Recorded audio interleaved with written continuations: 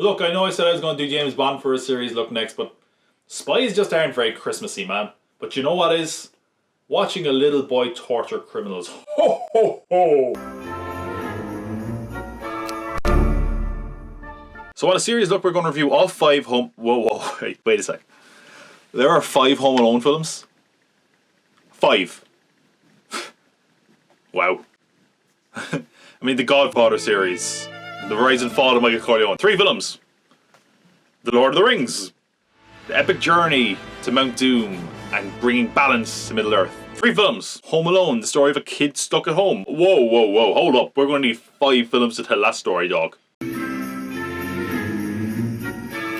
I really don't think I have too much to say about Home Alone, at least the original one. I mean, it's a classic for a reason, and normally on a series, I look at the origin of a series, and I don't really need to do that either. It's as simple as this. The writer, John Hughes, figured, hey, what would my son do if he was home alone? And hence we got Home Alone. I don't know what you expected. It's pretty much all in the name there. So yeah, it's a pretty basic film, but I think that's sort of part of the secret to its success. I mean, it's just a lot of fun, and it's not just for the booby trap scenes. One of the things that really holds the film together is the lead performance by Macaulay Culkin, who honestly is excellent in the film. Something I didn't really appreciate until I got older, and certainly something I appreciate more now that I've seen the subsequent films, because they kind of falter in their performances. But he is fantastic in this movie. He really nails the character of Kevin McAllister, who really at the start is pretty damn annoying. Hang up the phone and make me, why don't you? Dad, nobody let me do anything. Did I burn down the joint? I don't think so. I mean, let's be honest. I'd probably abandon that kid. Macaulay Culkin, of course, isn't the only one who gives a great performance in the film. We have the parents, played by John Hurd and Catherine O'Hara. Only have a small role, but they're great in any scene they're in. I mean, they're shit parents, but they're pretty entertaining to watch. I could talk about a lot of the kids, to be honest, but one of the kids in particular, the kid who plays Buzz, I mean, he is what I picture when I think of the American bully. He's just someone you love to hate. It's really fun anytime he's in the scene. I love the way he kind of tortures Kevin. I wouldn't let you sleep in my room if you were growing on my ass. Speaking of characters we love to hate, though, of course we have to talk about the Wet Bandits, Harry and Marv, played by Joe Pesci and Daniel Stern, who just have such an excellent chemistry. I mean, they are the bad guys, but they're so entertaining to watch anytime they're in the film. You just love to watch it, and it's really fun watching them get their comeuppance at the end. I mean, like, watching Joe Pesci in a kid's film is just so surreal. Especially because this was my introduction to Joe Pesci, and then meanwhile you go to Casino and he's just swearing up a storm or whatever. Fucking girl! What happened to the fucking tough guy? Told my friend stick it up his fucking ass! It's just so funny watching him lose his mind and his temper and not being able to swear. It's so amazing. Anytime that happens, it's just a highlight of the film. One of the other characters I really love, who's only in it barely, is Santa in this film. He's just so pathetic, but it's so funny. Santa, hold on! Everybody sees Santa's gotta get something. There you go. That's the spin-off I want to see. I think one of the other reasons it's enjoyed is because the film has a sort of an edge to it. It didn't feel like a dumbed-down kids film like so many others. It honestly feels at times like a film you shouldn't have been watching when you were a kid. It's quite dark and quite violent at times, but because of that, it has an ultimate appeal to a kid, because of course we all have the fantasy of taking down the bad guys, even in a simple scenario like being in our own home. But also because it sort of gives you the ultimate kid fantasy that you think about, which is, what if I had all this place to myself, if I could do whatever I wanted and break all the rules?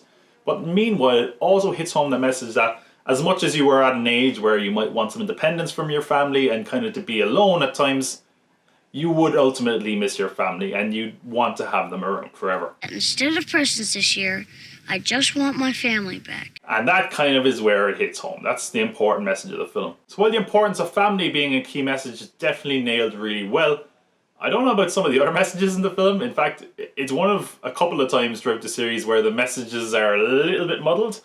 Like, sure, it tells us a couple of times that you shouldn't talk to strangers. 'Cause you're a stranger. But then meanwhile it's like, hey, this creepy old man, talk to him. He could be a nice guy.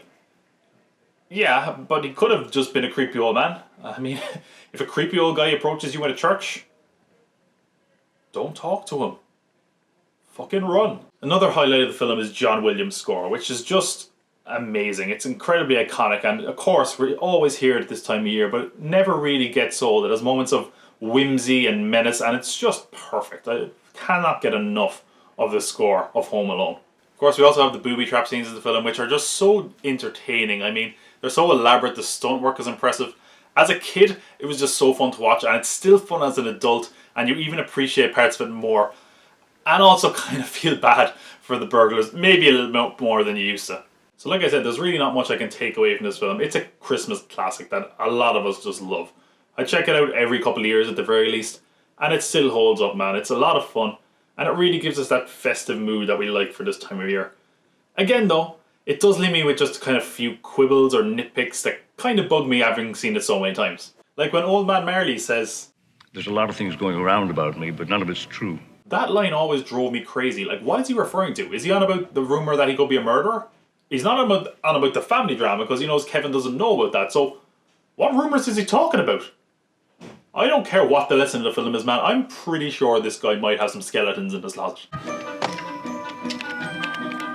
Why do you only ring the cops now? I mean, you could have rang him earlier. You could have not rang him at all. Why now? Why do all the work and then be like, now is the time? Now that I'm finished with them, yeah, I'll ring the cops. Here's a really minor one that always bugged me. He knows what time the wet bandits are coming, right? He knows how long it takes to cook the mac and cheese. And he still says grace. And even with all this planning, he doesn't have time to eat the goddamn mac and cheese. It's getting cold over there. So most of the Home Alone films have some great reactions and some great traps. So for each of these films, I'm going to give the best reaction and I'm going to give the best trap. Now, best reaction is a tricky one. I was very close to giving it to Marv's reaction to a really shit joke. It's Santa Claus. And it's Elf. But I'm going to have to give it to Fuller. I mean, look at that face. I mean, Kieran Culkin has done a lot of great work since, but if you ask me, he peaked in his first ever role with that iconic look. Best trap is a really tricky one as well, because it's the first film. It still all feels pretty fresh. I mean, I'd love to give it to the blowtorch. That's a great one.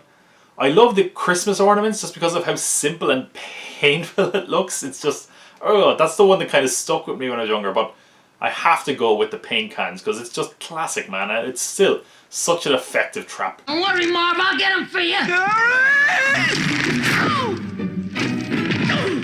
So like I said, there's really not much I can say about Home Alone. It's just an excellent film. I mean, it has stood the test of time. Like, let's not forget, this movie is now 30 years old. And it's still a holiday classic for families around the world. And I think it's because it felt like a film they don't really make anymore. And kids don't feel like they're just watching some disposable Christmas nonsense. But parents can enjoy it because of some of the deeper things. And it really gives you that festive spirit that we all clamour for around Christmas time. Now, as for the sequels, well, it's kind of a different story.